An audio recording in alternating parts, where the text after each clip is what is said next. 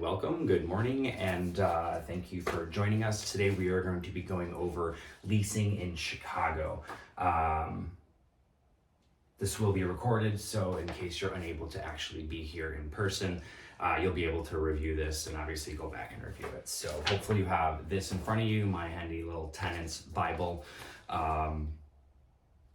If you don't have the hard copy in front of you, there is the webpage where you can get the larger version so you can actually read, what we're going to be talking about here.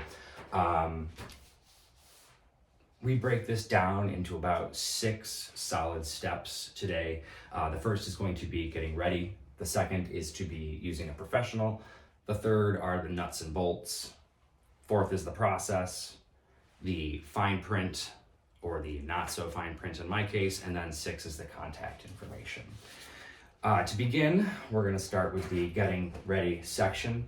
There are a variety of things that you really need to have ready to go before you actually start looking for a property, because once you find the property, you're going to want to apply for that property, and if you don't have these things ready to go, it's going to reduce your chance of being able to secure a rental, especially when you're in a multiple application process. And in the spring market, that's a very common thing.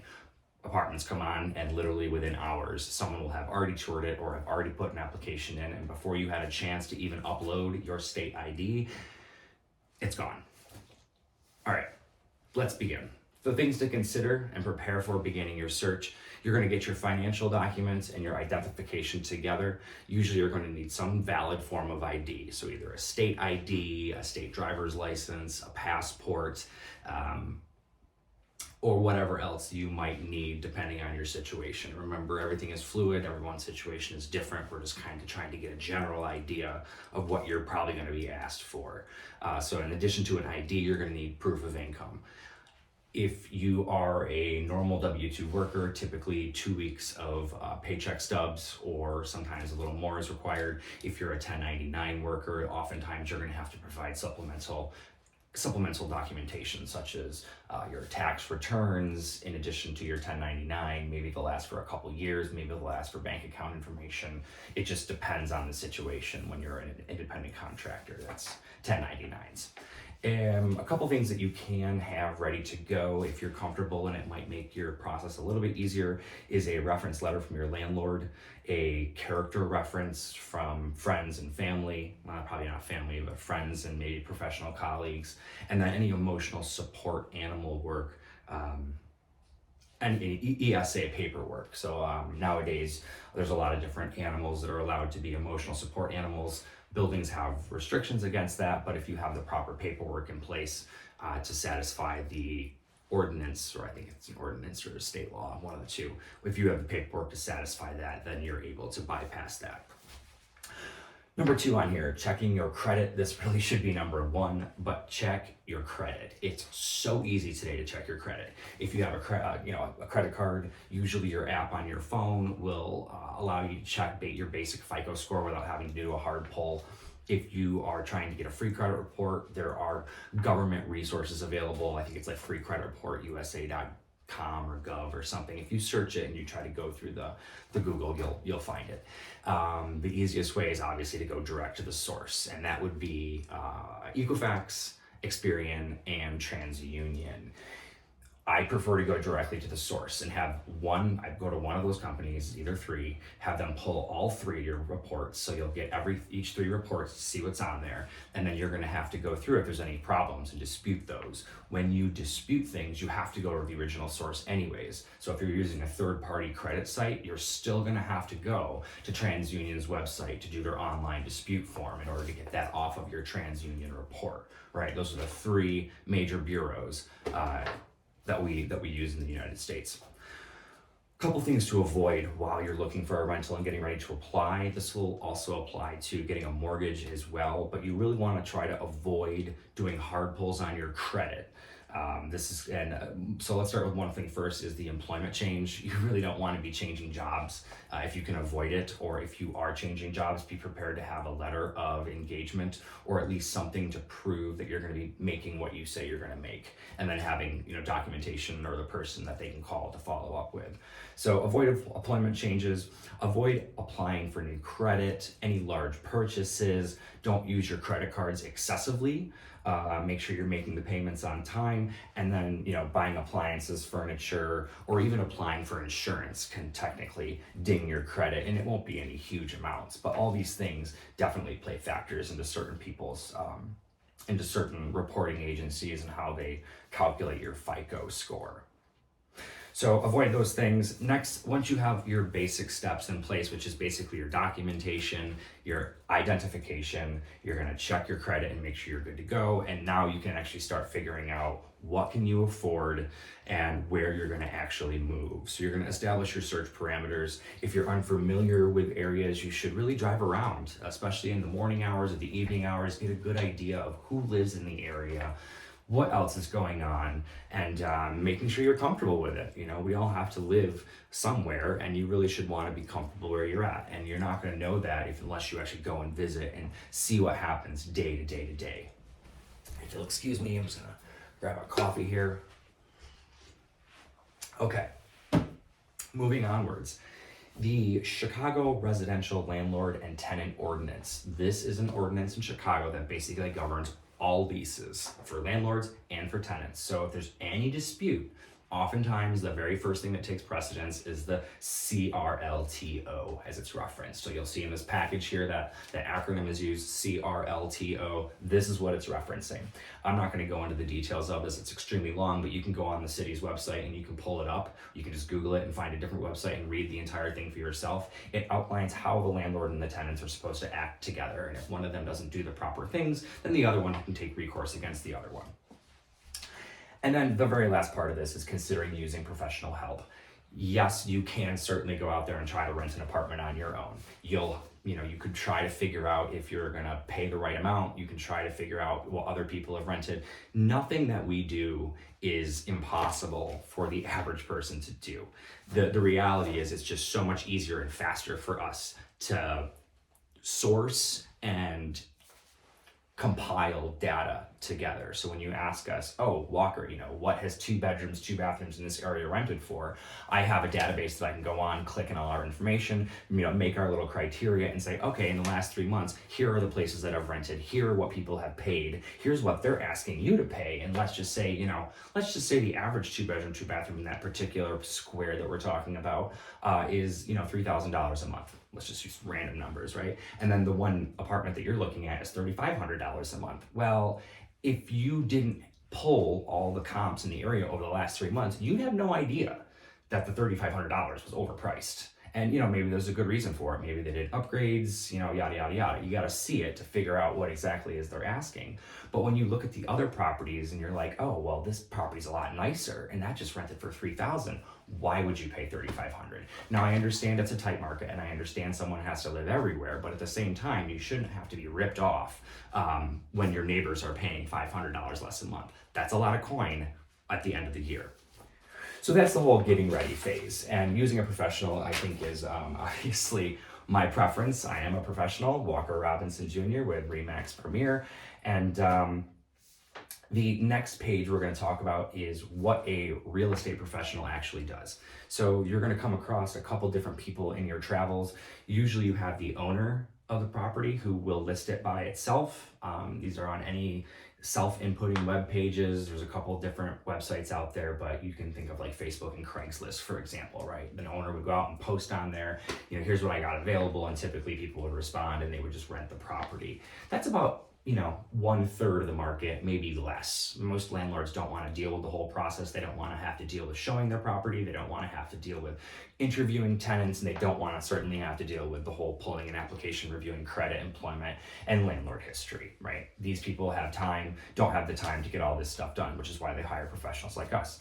We, as real estate agents, have to follow a law, right? So you pull the Illinois real estate law. It's called the General Assembly via Public Act found in the Illinois Illinois compiled statutes under the short title Professions, Occupations, and Business Operations 225 ILCS 454, Real Estate Licensing Act of 2000.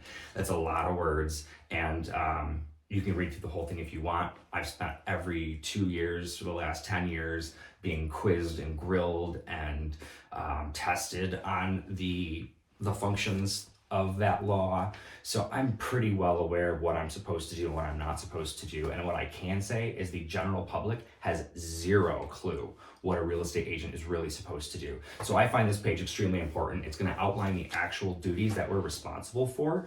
And these are what the state requires of real estate agents. So when you think of what do real estate agents do, right? Oh, they're door openers, oh, they're negotiators, your job is so easy. Well, when you start looking through what they're actually supposed to do, it's seeking a transaction that meets the terms of your agency agreement or otherwise acceptable to you. Well, you have to ask yourself, seeking a transaction that meets the terms of your agency agreement. What's an agency agreement? Well, when buyers or tenants or sellers, for that matter, work with a real estate agent, you're supposed to have a contract or an agency agreement, basically outlining why you are engaging me for my services. And they should include these things that the state requires, right? So that would be using my best efforts to identify properties listed in the MLS that meet your buyer's needs or tenant's needs for that matter, right? So that's the first thing, setting you up on a search and identifying properties that might meet the criteria that you set forth for me. We're going to advise buyers as to the pricing of comparable properties. There we go. Remember, I was just talking about that rental price of $3,000 comparables and $3,500 rent. That's one of our jobs, is to provide you with comparables so you can make an educated and informed decision. Next up, we have assisting the buyer in negotiating a contract that's acceptable to the buyer. So in this particular case, you don't necessarily have to walk away from the $3,500 rent, but you certainly have the right to go and negotiate. And you would come to me, I would reach out to their listing agent or the owner, and I would negotiate directly. Mr. Landlord, we really like your property. We'd like to rent it. We think you'd be very happy here. However, the closest comparables nearby have rented for $3,000 a month. We feel that $3,500 is a little aggressive. We'd be willing to pay you $3,100 a month, and see what he says. Maybe he's willing to come down. Maybe he's not. So that's one of the other parts. And then providing reasonable safeguards of your confidential information. This is probably the most important and most overlooked thing that everyone overlooks. I hate repeating myself, but our job is to keep everything confidential. So we are kind of like therapists or doctors in that sense, where whatever you tell us, as long as it's not illegal, we need to keep that confidential. We can't tell a landlord something, for example, your credit score. If you share your credit information with me and I know that there are some blemishes there, I cannot just share that willingly with somebody else without your permission, written in fact. So usually I will, if you ask me to share something up front, I will get that in writing from you in email, and then I'll share it with the party that you want me to share it with. But keeping information confidential is basically called a fiduciary duty in Illinois, and that's probably the most important part of hiring a professional, is you get that space where you can be open, honest, and truthful, because we have to keep that information confidential. We are to present all offers to you and from you unless otherwise directed. So there's that we can negotiate thing. Disclose all material facts about the transaction that are actually known. When you walk through a property, you look for certain things. You're looking for layout, spacing, room sizes, etc., etc., etc. I, on the other hand, have been through thousands and thousands of properties. I have been through hundreds of inspections. So when I walk through a property, the layout and the lighting and the view are not necessarily a concern for me. I'm looking for water damage. I'm looking for any issues that might be wrong with the property. And when I see those, it's my job, because it's the state law, that I'm to inform you. So if I'm walking through and I see that there's rot on a windowsill, it's my job, my duty to inform you, hey, I know you guys really like this property, but that window is rotted right there. Or that toilet is leaking. Or, that looks like mold damage. It's my job to bring up things that are material facts, things that are actually known, things that I can see. So I can't, it's not really my job to talk about the unseen, which would be if you asked me, what do you think the seller is trying to do here? You're asking for my opinion on somebody else's actions, and that's not necessarily a material fact. So if you think the seller's being shady, I don't have any duty to like bring that up to you because it's not necessarily a material fact unless there is something that was done that is incorrect. I'm thinking of like a football term right now, like yellow flag on the field. There's a penalty probably that's going to happen. Okay. So that is the basics of that. Oh, let's finish up here. Account for all money properties received from you or the benefit. So if I'm the listing agent for a landlord and I collect rent for them for whatever reason, we have to keep a detailed account of all the monies coming in and out of the brokerage and how they're paid for. We have to exercise reasonable skill and care in performing those services and then comply with the act and laws. So there are other laws in addition to the real estate laws, fair housing, civil rights, etc., etc., etc. Quite a few things that we have to abide by. When should we inform you of this agency that we've created a relationship? The moment you disclose confidential information to me is the moment I'm probably going to stop you and let you know that you've just created a client relationship. If you're calling me asking general questions about a property, hi Walker, this is so-and-so from so-and-so, and I'm calling about your address over on Columbia. I wanted to know if it had parking with it, right? Me answering that question that there's no parking at this particular property does not create a client relationship because that's a customer or consumer question.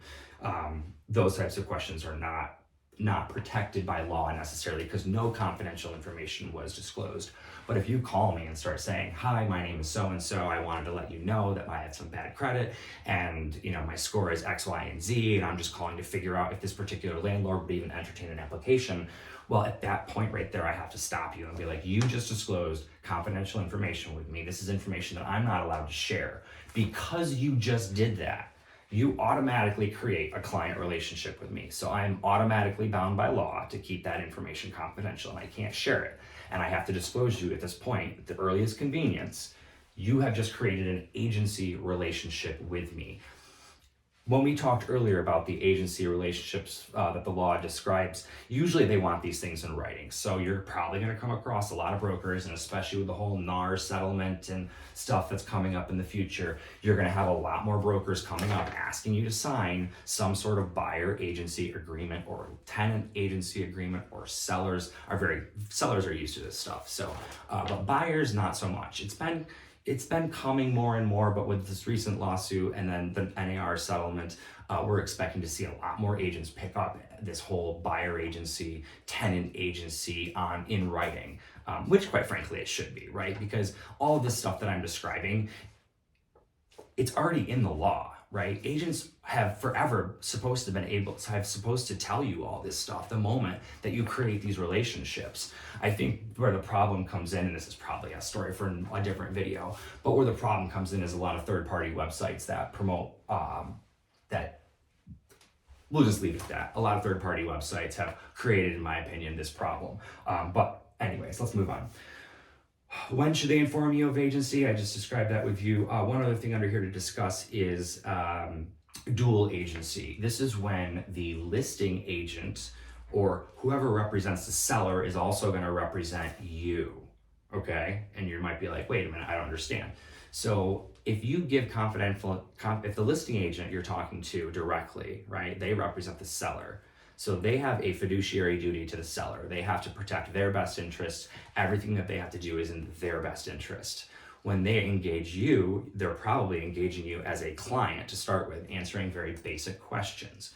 The moment, like I said, you start discussing confidential information with them, agency is created. And technically, it's a dual agency in this particular instance because that agent already has the agency with the seller. So they should already stop you and say, just so you know, I represent the seller. I have a fiduciary duty to them.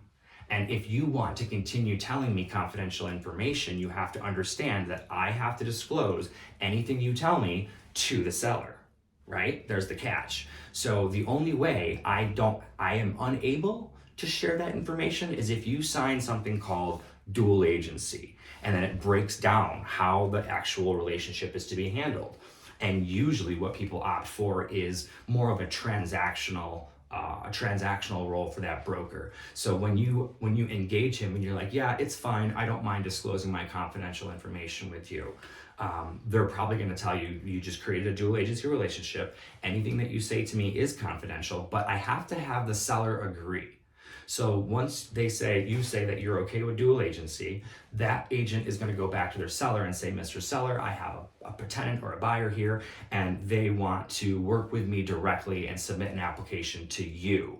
This is a dual agency situation. In this situation, you wouldn't lose your fiduciary duty, their relationship would change, right? So he still has an obligation to keep everything confidential for his seller. Now they have to create a Chinese firewall around themselves where they can't share any confidential information, and all they can do is act more like a secretary or an intermediary is a better word, an intermediary passing information back and forth.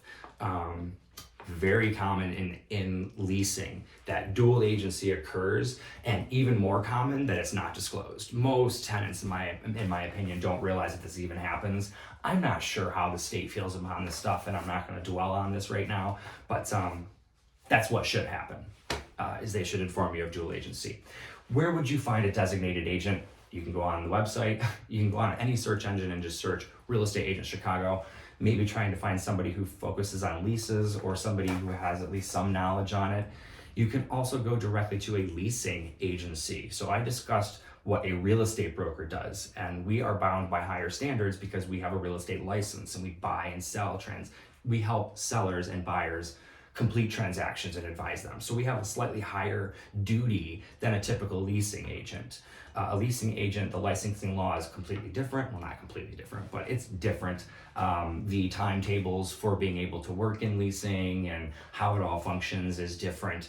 And it's just a different model. So you can go out and hire someone like that where they focus exclusively on leasing. There are several different agencies in Chicago. Usually you would go to their location, they would sit you down, take your criteria, they're going to pull up their proprietary list of landlords that they work exclusively with. Sometimes they'll work on the MLS, sometimes they'll go to apartment buildings. I haven't used one of these services in a long time. When I moved here to Chicago 20 years ago, I remember using these a couple times. It's a decent service, and they do a good job of finding, especially local smaller neighborhood buildings where a landlord might own between like 3 and 8 units, and doesn't want to necessarily hire like a huge management company. They would probably go to a local leasing agency. In Lakeview, I'm thinking around the corner here, there's one at Belmont and Halstead. The name escapes me, but it's right there around the corner. And they've been there for 20 years too. I think they changed their names a couple times. Why should you have representation? So when I talked about a lot of this, we talked about fiduciary duties, and keeping your information confidential is one thing, but our ability to source data, pull public data, find comparable properties, drafting offers, and helping guide you through the applications. It used to be everything was done on paper and we had to go through and make sure everything was gathered together. Nowadays, everything's a link. You click a link and the tenants do everything. So I'm not so much involved in the actual submission of the application anymore, just because it's so far removed and I'm unable to review and see it. Not that there's anything we could do about it anyways, but you are gonna be on your own in that sense, and I will try to answer any questions that you have as best that I can.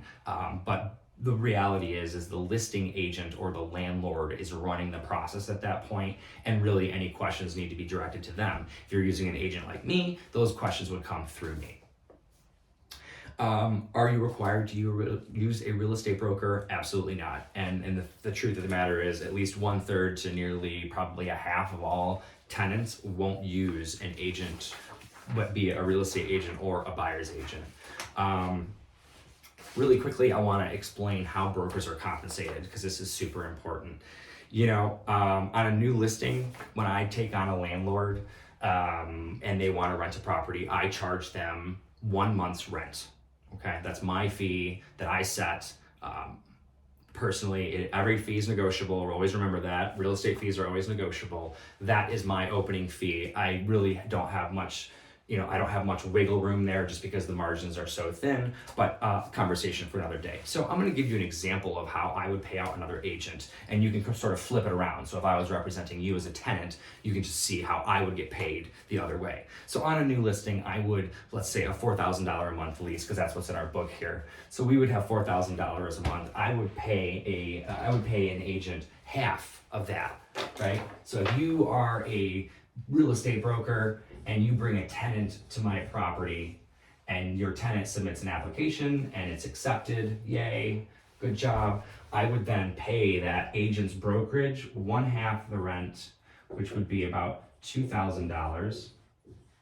And then my brokerage charges a transaction fee. These transaction fees are often because the listing side does certain more things, paying for photos.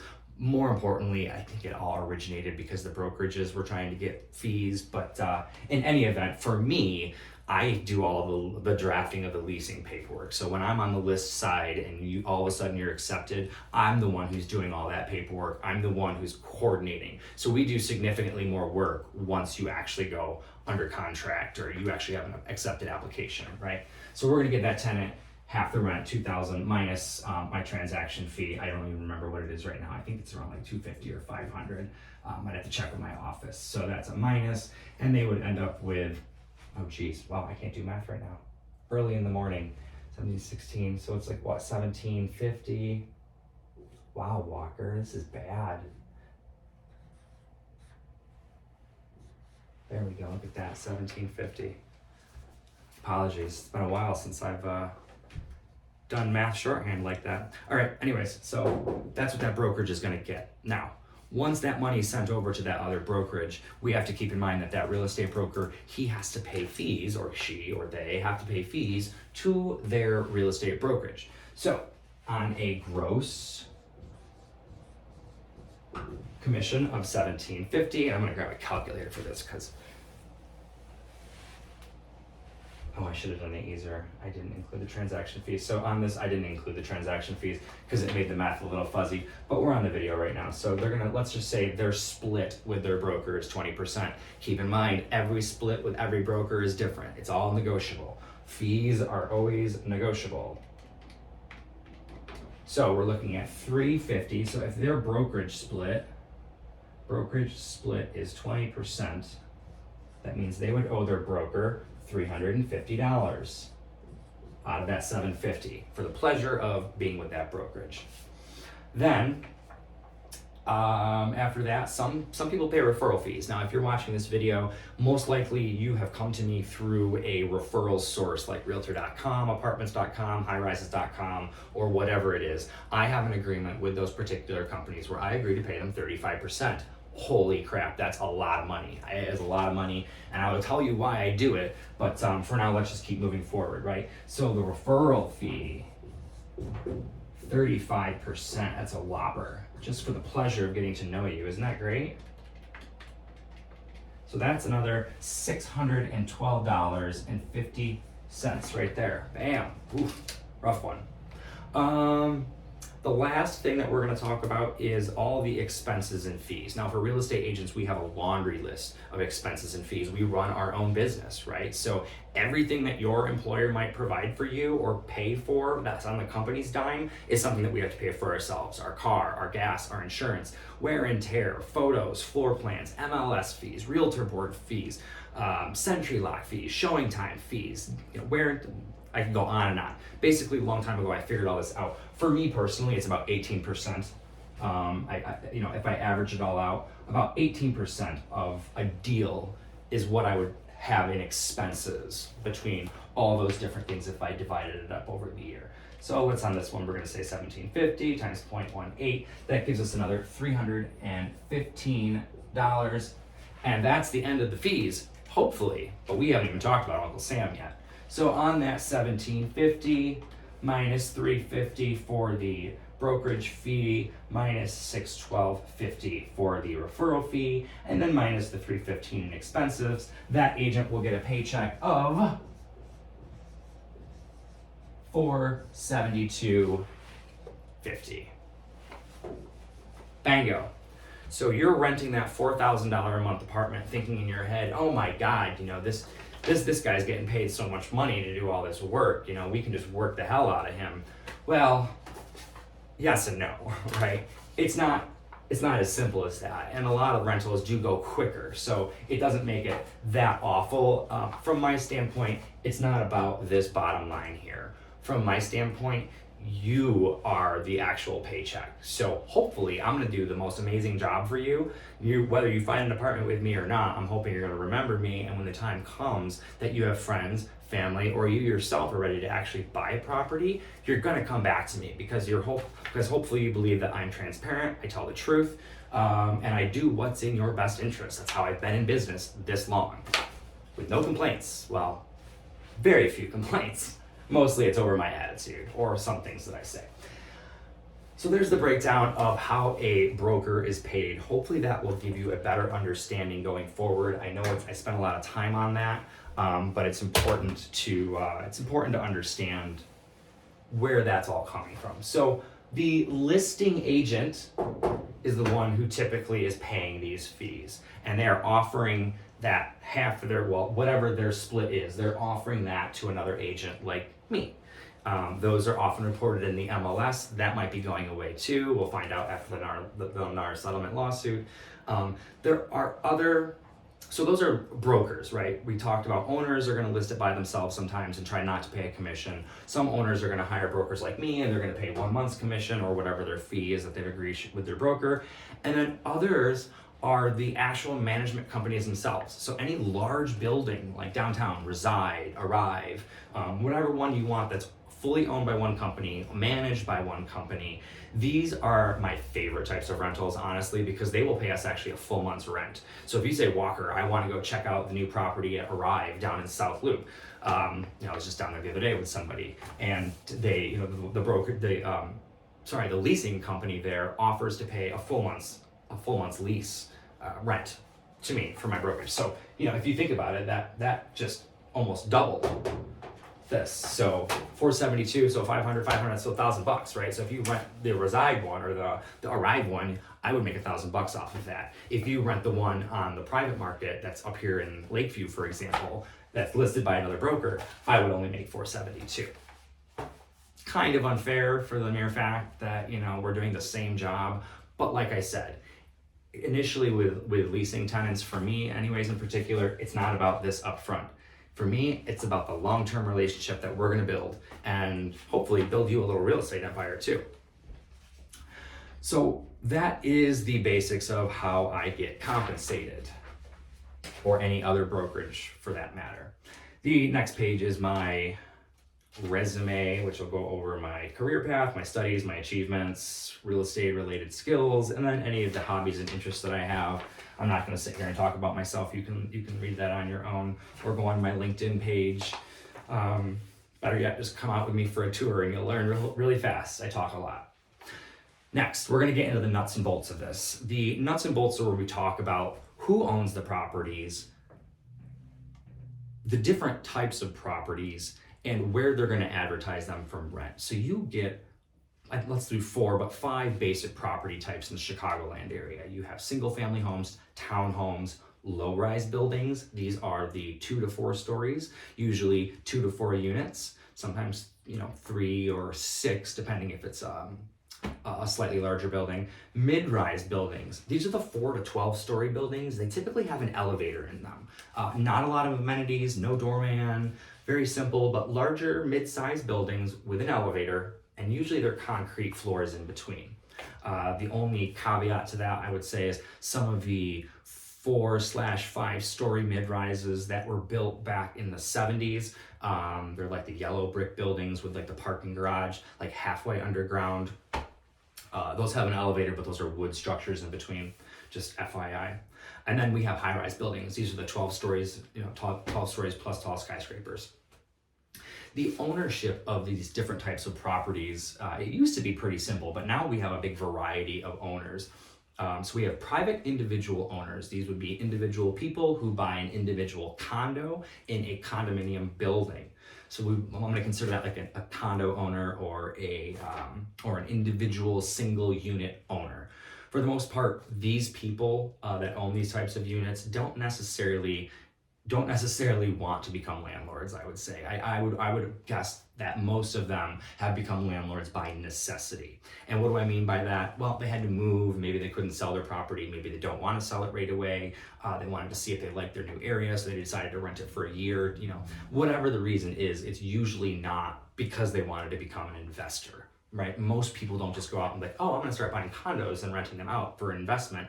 There are certainly people who do it, and I certainly recommend it, but the rates of return are slightly limited, and you do have to be fairly engaged. So I can see how many people would prefer to take those monies and put them into like the stock market, for example, or bonds, or some other less attentive investment, right? I can manage stock portfolios or bond portfolios from anywhere, but real estate requires either myself or someone else that's present in the location, because if something goes wrong, you either A, have to be able to get help to get there to fix the problem, or B, have someone else to do it. So we have single condo unit owners. These are usually owners in condominium buildings. And when you think of a condominium, most people think high rises, right? And while that's true, the vast majority of high rises are condominium buildings. That means every single unit in that building is owned by a different owner. So I mean, some people own more than one, but generally every unit is owned by a different owner, versus a property management company. That's a bad phrase. There are owners who own the entire building. Right, so just like everyone has one individual condo, there's some buildings that go up where the whole company owns the entire building, and they either manage it themselves or they hire a management company to come in. These we're going to call apartment buildings. Okay, apartment buildings are where one person or one entity owns the entire building. The only caveat to this would be co-ops, but we're not going to talk about those because they're very rare in Chicago. So we have the two types of unit owners: individual single unit owners, and the property management companies or apartment buildings.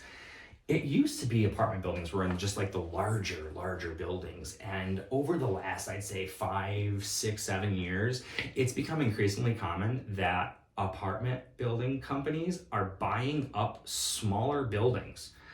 Between 3 and 4 units. I've seen 6-unit buildings. I was just over at Wilson, between Montrose and Montrose and Wilson on Clark, and those are I thought they were smaller buildings, and one of them I found there were 90 units, which I couldn't tell from the outside, but in any event, these apartment buildings are running out of big properties, so they are buying up smaller ones all around. So it used to be, I'd be like, oh, you can find, if you don't want to be on a high rise, you'll just avoid, looking at apartment buildings. But now it's like, okay, well, apartment building companies own single families, they own townhomes, they own small, low-rise buildings, mid-rise buildings, and high-rise buildings. So they're everywhere.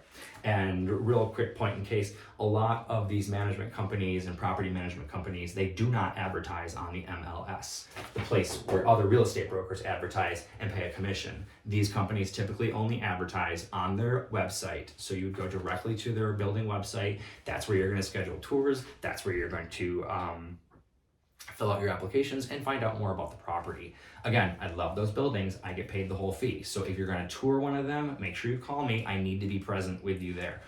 They do not make exceptions for that. So if I'm not there with you, they will not pay me. Where do they rent? The best place I've found that these companies advertise is usually on apartments.com. I don't really know of any other source. That's really been the one that I've gone to for myself when I'm looking for clients, and I've run out of options. Apartments.com typically has all the big apartment building companies because they can afford to advertise in there and do all that stuff. So I would start there if you're looking specifically for a management company. If you go and request more information through the website, right, you're going to get someone else like me again, right? So this is a great spot to stop here and say, this is how these websites work. So let's just say we bring up apartments.com, right? I'm on abcrentalschicago.com. And here's this awesome listing. 123 Perfect Street, Unit 2. Look at that photo, beautiful sky, nice skyscraper, $4,000 a month, 2-bedroom, garage parking, yada, yada, yada. Here's my school districts and all this. I can scroll down, and holy cow, there's a lot of fine print down there. And then there's this big box up here, get more information. More information. Love it. You're just like, yes, this is great. More. Give me more. You click that button. And they make it easy, right? Big red button, get more information. You think, I'm going to get the listing agent or I'm going to get the landlord. You would be mistaken. This button right here, this advertisement, because that's what it is, it's an advertisement. The way I get paid, the way I'm paying that 35% referral fee to Realtor.com, Apartments.com, whoever it is, I pay that because when you clicked on that button and they connected you with me, I already had that agreement in place. So if I can close you, if I can either make you buy a property and actually close on it, or if you rent something and you actually get an accepted application and you rent it, I will then pay them, this website, 35%. And that's how those websites make money, right? You always wonder, oh, free information, free real estate information, isn't that just wonderful, the society we live in? Well, no, my friend. This is a one big money trap. And either it's an agent like me paying a percentage, or it is an agent who will actually pay dollars every month. So I know some zip, it's usually by zip code, right? That some companies sell off different zip codes. You can pay several $100s for a percentage of this, or you can pay several tens of thousands of dollars for more. So that's how those websites work. If you are looking for just the owner or just the listing agent, you're gonna have to go down here into the fine print, right? This is the area where you're going to find all of the information that is required by law. So it's very important to remember that listing brokerage information is required to be present on the web page somewhere. It's usually in the place that's the most difficult to get to, where you have to scroll down, and again, look in the fine print. It's usually there. So that's how real estate agents get paid. That's how those websites make money. And so that's why I say, don't just start clicking buttons to get more information, because all you're gonna get is more agents like me, and my job is to convert you into a client. So while you think you're gonna get more information, yeah, you might get an answer, but you're also gonna get a sales pitch along with it. Once you find the building you like, you can oftentimes go directly to their website. So when you're using these third-party sites, you come across a building, you think something's available, look and see if it has a web page and go on their web page, because their web page is oftentimes more accurate and it's connected to their leasing system. So their system knows what units are coming up for rent, what units are available right now. I don't think that they typically send that data, because that would have to be a data feed to another company. I don't think most companies are doing that, right? They're not going to provide a data feed to a third-party website to resell that information so that they can then pay a commission on it. So you can read through the rest of this on your loan. There's lots of little things, but that pretty much covers the whole, where you're going to find these guys leasing. So listing agents like myself, we're going to list on the MLS. That's what I give you access to with that daily update email, as well as the Zen list link in that initial email. The property management companies are usually on that third-party website that I talked about. Sometimes they do list in the MLS. More often than not, if somebody breaks a lease early in these management company buildings, they are required to continue paying, and those companies will pursue them. So they will list it on the MLS and try to hire someone to find someone to lease that apartment, often for a lot cheaper than the initial rent. And while I'm here, I'm going to mention that. So if you do come across something that you're taking over a sublet, be very, very careful, because you might be getting a highly reduced rent. You want to find out what the original rent was, and then assume that they're going to request that you pay more than the original rent on a renewal. Now, onto the process itself. We're going on 40 minutes here, so we're going to try to zip through this last part. It's fairly easy. That was the biggest stuff to start with there. So you're going to choose your team members. Hopefully you're working with me, or you're in front of me right now, or on the phone, or you're watching this video. We're going to set up your search. Like I talked about, you're going to give me your criteria. We're going to put it into the MLS. You're going to get daily emails with new listings only. Hopefully you're going to use the Zen list, Zen list, Zenlist. You have to use my link because it's a individual app. So it works kind of like the other real estate apps out there. However, this is direct access to the MLS. There's an in-app chat feature, so you only talk with me. There's no other agents advertised. There's no selling of information. It's just pure raw data feed from the MLS, and it allows you, more importantly, to search with your own criteria. So you're able to pull every single field in the MLS, just like I am. So like when I'm asking you questions, I'm like, well, do you need a stainless steel washer and dryer, for example? I can go in the MLS and I can search for that particular very niche thing. You can't really do that on Redfin. I shouldn't say that. On any third-party website, they make it difficult. Some of them have more options than others, but the Zen list, so far my clients have liked it a lot, and I pay monthly for that, so it's free for you to use. Feel free to give it to your family and friends, and you can use the in-app chat feature. I do actively chat with people on that. Where to look for your properties? Most likely you've already started online and third-party websites. Hopefully you're going to look on the MLS now, as well as the Zen list thing. And now you know how the data is free to you and where you can find the actual listing agent or owner, right? Tips and tricks. Vast majority of the data from those third-party websites all comes from the MLS. So all the real estate agents, when we input information, it's automatically sucked out and it's sent off to those different third-party websites, and then they resell that information off, right? And that's how you got to me. The quality of data depends on several different factors. So the origin of the data is important because most of it's entered in the MLS. So the original entry point is where most of the errors are going to come. Either the agent made a mistake, they didn't care, they cloned a listing, which is very popular these days. So it could be that the origin of the data was incorrect. So if you're, inquiring and you find out that a place that's supposed to have parking doesn't have parking, well, it might be that might be one of the reasons. Two, the actual data transferred digitally. Not all data feeds are created equal. I think that there's levels of payments, or, the more you pay, typically you get more access or faster speeds or, something like that. I'm not an expert in this area, but that's my understanding about it. And then, is data allowed to be entered manually on some of these websites?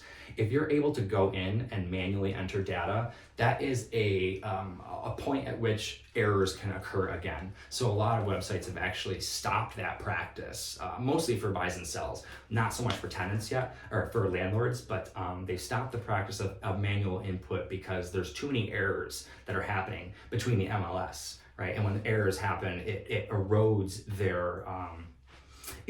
their product, their brand. So a lot of them want to tighten that up to make sure that their data is appropriate. Moving on, filtering data. Yes, I understand the need that you might want to, filter data down. You need a washer dryer in unit, or you need a 50-pound dog. I know there are certain needs, but maybe you don't need a pool in the property. Maybe you don't need, stainless steel appliances. If you filter too much, you're going to get very few results. It's better to see more and just reject it than to see less. Make sure you're looking in the listings too. On Zenlist, there's a couple of drop-down boxes where you can go into some of the nitty-gritty details. And if you have any questions, just feel free to ask me.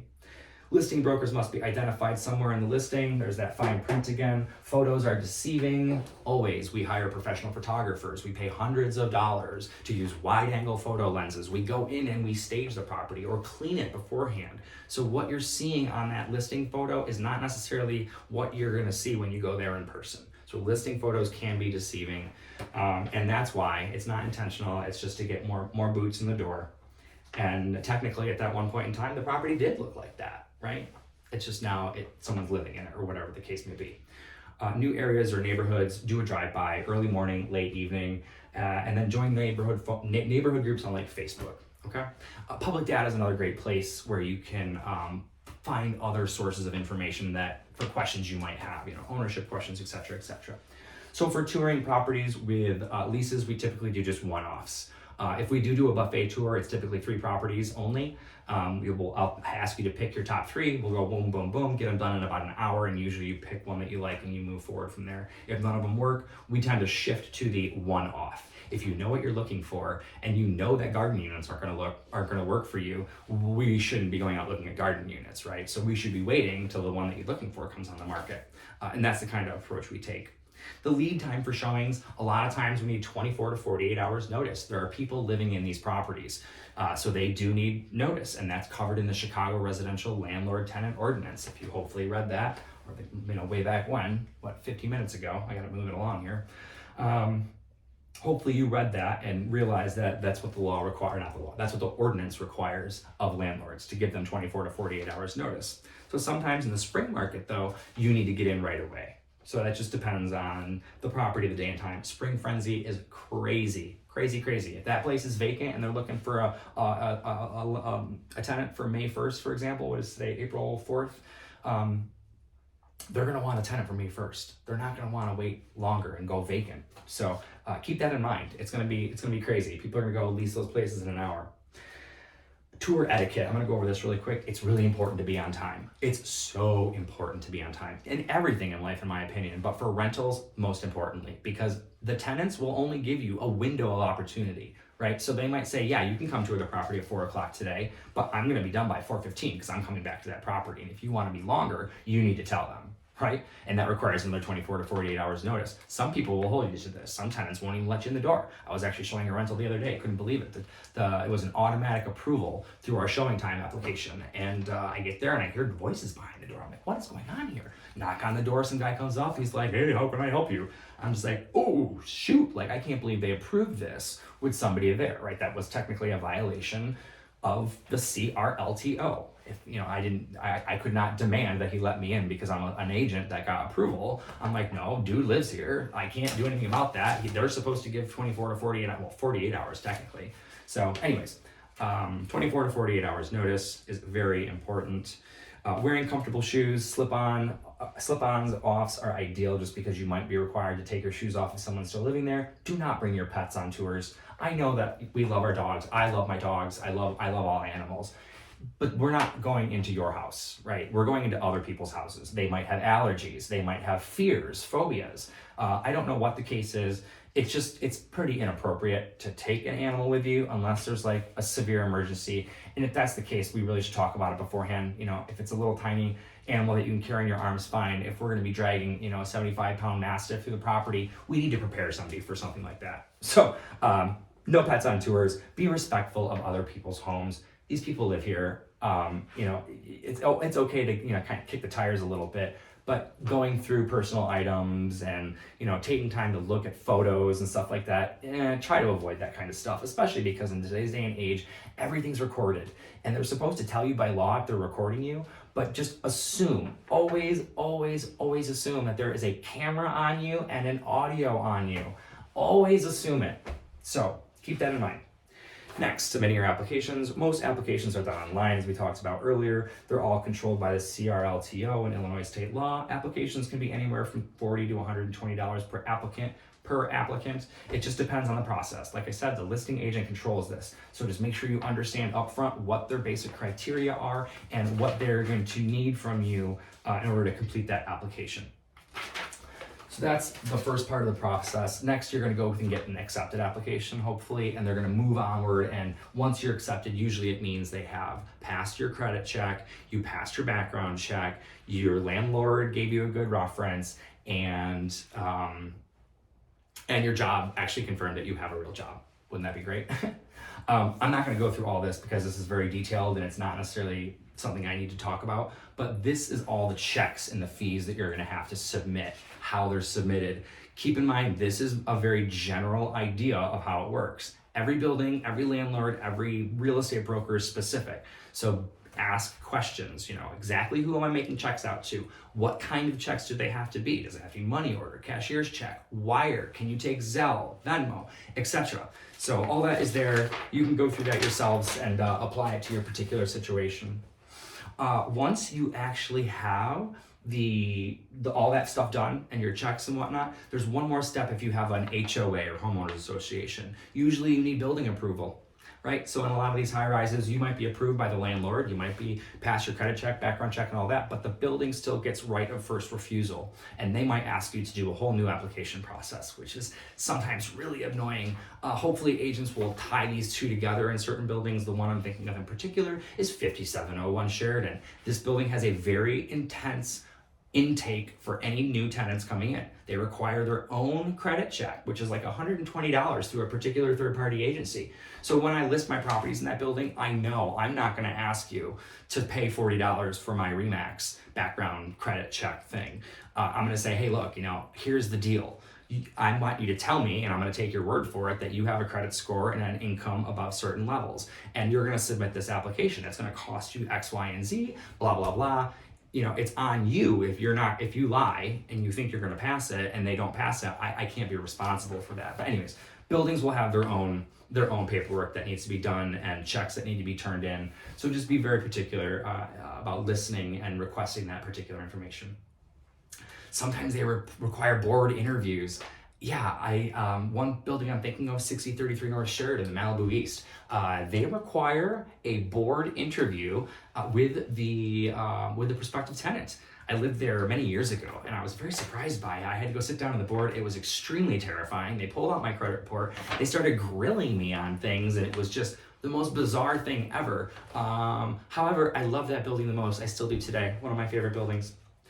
Next, once you're approved, it's going to go through a quick thing. Usually it's reserving elevators, booking movers, and then getting your keys. So there's some extra little steps and tricks in here about what you're going to go through on that day. Lastly, the not so fine print. This is more about working with me. If you're going to work with me, these are the things that I expect of you and the things that you expect of me. Only honesty, no spin. We don't just go see properties unless you're pre-qualified. I'm going to ask you what your credit is. I'm going to ask you what your income is. If you have any difficulty getting that, I'm going to try to advise you the best way on how to go about securing a rental property, and that might not be using me. We don't just go see properties. Oh, I just did that. Showings often require 24 to 48 hours notice. We talked about that. Weekends are the busiest time, so it's often difficult if you're to drop things and just go out on the weekends. If you're wanting to go out on a Saturday, usually I need to book that by like Thursday or Friday. So make sure that we're getting stuff booked on time. Because it's the busiest time, if you submit applications on weekends, you also might not get a response until Monday. Same thing if you're buying a property. If you submit an offer on the weekend, you're probably not going to get an answer until Monday. There's a couple reasons for that, but that's a whole other video. Team member follow-up. My job is to follow up with everybody. So when you submit your application, you're going to be like, hey, Walker, I set up my application. I'm like, awesome, cool. I'm going to reach out to the listing agent. Hey, listing agent, just wanted to let you know so-and-so submitted your application. Can you confirm it was received, right? And then I'll write you back and tell you it was received. Because a lot of times there's a lot of like dead time where you're not wondering kind of what's going on, what should I do, etc., etc. Applications take time to be approved. In Illinois, there's only 2 reasons that you can deny an applicant. It's because of credit or income. So that's why landlords are going to set credit or income standards, because that's the only 2 reasons you can deny them. You used to be able to deny based on the background check, criminal background history. That's no longer a thing. Nowadays, you can't even get access to that information unless you approve or deny based on those 2 criteria, and only then can you get the access to the background check. So applications take time to be approved. And then when can you reach me? There's my basic general hours of when I'm available. I'm a real estate agent, right? So I work all the time anyways, or at least I have my phone on me. I have 4 expectations of you. 1, be responsive. 2, communicate your concerns. 3, work exclusively with me. I'm not making you sign a tenant's agreement. I'm not going to force you to sign a property. I'm not going to sell you on anything. But if I find out you're using another agent to submit applications, ouch, that really hurts, especially after I go through all this work explaining and doing all this stuff just to have you submit an application and have another agent get paid. Ooh, that hurts. So I ask you to work exclusively with me. And if you don't want to work with me, that's totally cool. Like, I'm not everybody's cup of tea. I'm not everybody's bag, man. Just let me know, right? Just say, hey, Walker, it was great meeting you. I just don't think we're a good fit, blah, blah, blah. That's it. It's super simple. And if you do love me, I'd ask you to tell your family and friends. I've been in business a long time, 10 years. Well, I think it seems like a long time. What that means to me is I rely on my clients' referrals for my business. And then very lastly, where you can find me. Email, cell phone, 3 offices. Remax I was with Remax Next and they merged with Remax Premier. We are now the largest Remax by volume in the city. So I believe our tagline is #1 Remax in Chicago. That's how that all works. So we now have 3 offices that we operate out of. I'm able to meet you at any of those offices. And you'll also have a page in here on the tenant profile. The tenant profile is basically the criteria that I'm going to ask of you. So hopefully this was super informative, and this will actually help you secure a rental and be prepared when the time comes. Hopefully you're going to be a long-term client of mine, and watching this 58-minute video wasn't too excruciatingly painful. Have a great day.